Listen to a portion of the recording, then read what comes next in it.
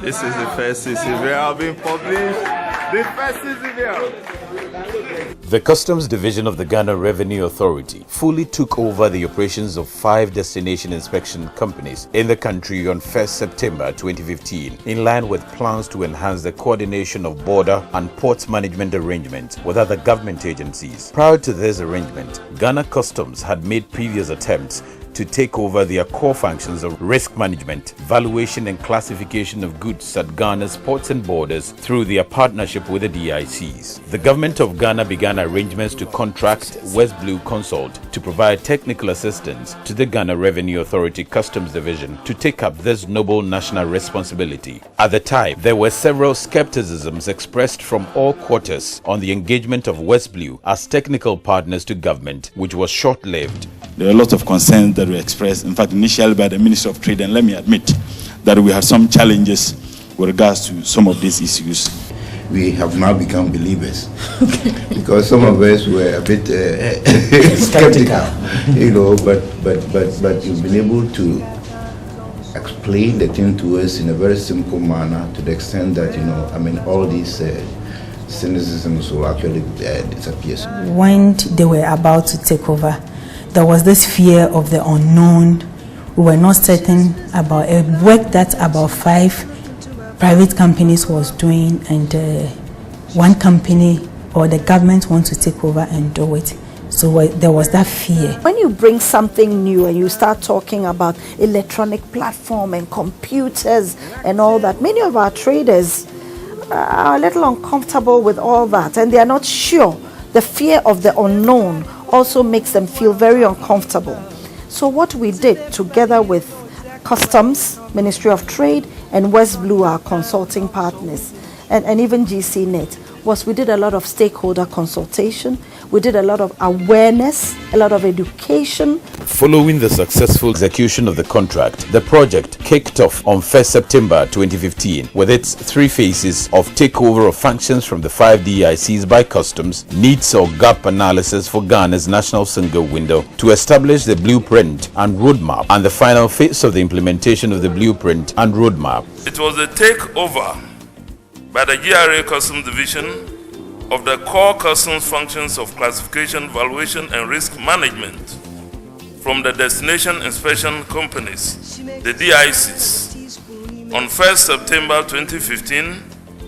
That marked a really bold and giant step, which has put Ghana on a firm course to national single window. As with IT innovations of this scale, there were some challenges as anticipated.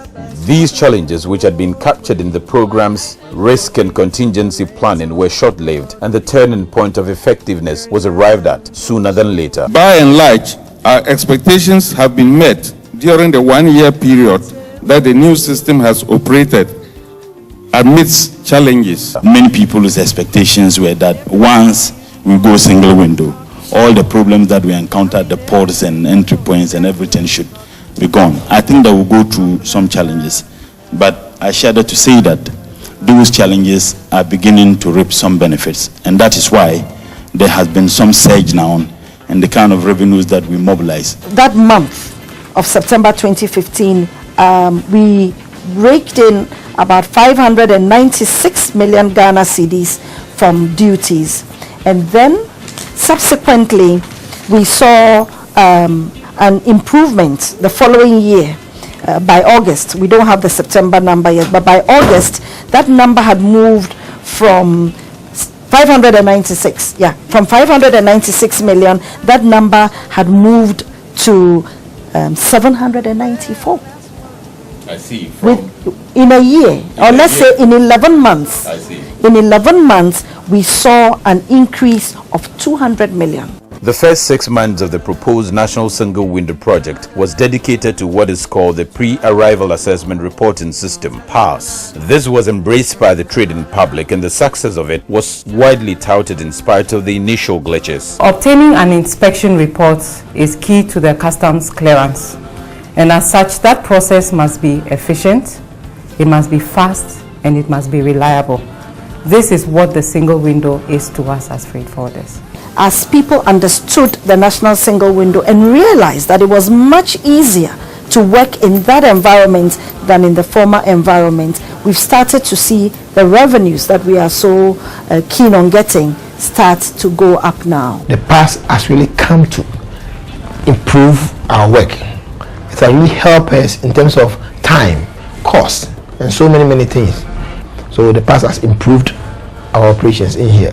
When you prepare the IDF and it's approved and you are applying for CCVR, you don't need to repeat anything. You just load the other required documents and it's okay. So there's no repetition of the information on IDF having to be repeated when you are applying for the CCVR. So it makes the work very quicker. Following this success, the program has attracted solidarity calls from private sector stakeholders, ministries, departments and agencies, and other institutions like parliamentary select committees, as well as international organizations, among others, who were all passionate to see Ghana improve its processes of doing business. We were very impressed about the program that was presented to us today. Singapore is Singapore because of the ICT being central to the management of the ports, and if you cannot speed the processing of documents, how can the vessel turn around? You are doing a very important exercise that will put the port administration, movement of goods, and so on and so forth, for GAPOHA, for customs, or both institutions, to be efficient.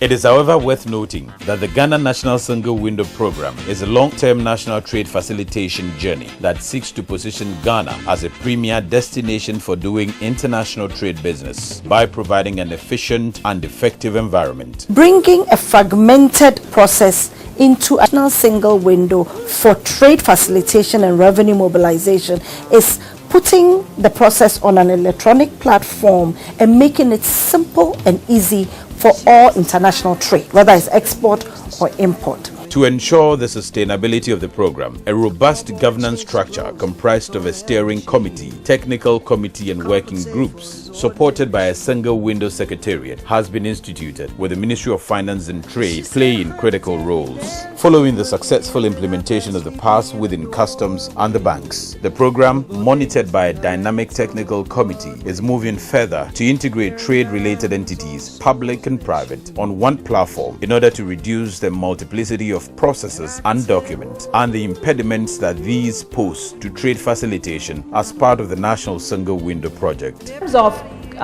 national competitiveness, it is a great tool to ensure that we are attractive and Ghana is seen as the port for doing business in the sub-region and the region as a whole. Knowledge transfer, capacity building and change management are fundamental aspects to the program. Workshops and training programs conducted both locally and internationally have been well attended with very positive feedback and outcomes. Stakeholder entities like the banks, Ghana Ports and Harbours Authority, Shipping Lines, Ghana Shippers Authority, Ghana Maritime Authority, Ghana Institute of Freight Forwarders, Customs Division of the Ghana Revenue Authority, Food and Drugs Authority, Ghana Standards Authority, Ghana Rare Cargo, declarants, traders and so on have all been sensitized in major programs to embrace a new wind of change in the ways of doing business in Ghana.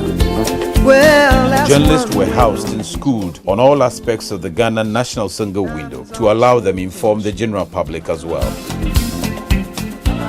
Overall, since the last 1 year of the commencement of the Ghana National Single Window Program and the takeover of the core functions of customs, several innovations have taken place to place customs and its partner agencies in the position to undertake these duties to improve the ease of doing business in Ghana. One of the major steps taken from the early stages was the establishment of the Customs Technical Services Bureau Help Desk. A dedicated helpline number was introduced where calls are received on a daily basis to assist, guide and aid declarants who had no foreknowledge of the pre-arrival assessment reporting system, which was the first phase of the overall National Single Window Project, as well as some of its latter components. There are various options of having to walk into the help desk, sending emails to the support center, making use of the live chat on the Ghana's Trading Hub portal, making use of the various social media platforms, and placing calls for various forms of assistance. A trade information portal, www.ghanastradinghub.gov.gh, was launched to provide 24/7, anytime, anywhere support and trade tools such as duty calculator, used vehicle duty calculator, and classification tool to the trading community. As part of efforts to save time and cost to the trading community, there was a rollout of a payment gateway incorporating an e-wallet, mobile money, card payment, and traditional bank payments to significantly reduce the current time and cost spent running through traffic in banking halls to make manual payments at a few designated locations. This is also expected to increase compliance of both the banks and traders, as well as ensure transparency. A National Single Window Risk Management Committee was also inaugurated to create a unified risk management culture among the various stakeholder organizations to maximize compliance among trade operators and institutions. Chaired by the Finance Minister, Sept, the committee, among other things, reviews national risk priorities as well as identify risk in the National Risk Register and formulate the necessary policies to strengthen surveillance, control, and compliance. The World Bank report is released. We all say Ghana is 117 places. We all bemoan, we go. Why should Rwanda be better than Ghana? Why should Cote d'Ivoire? It is here. Because doing business, the efficiency of doing business is here. From customs to Ports and Harbours Authority, licensing, trade, all of it.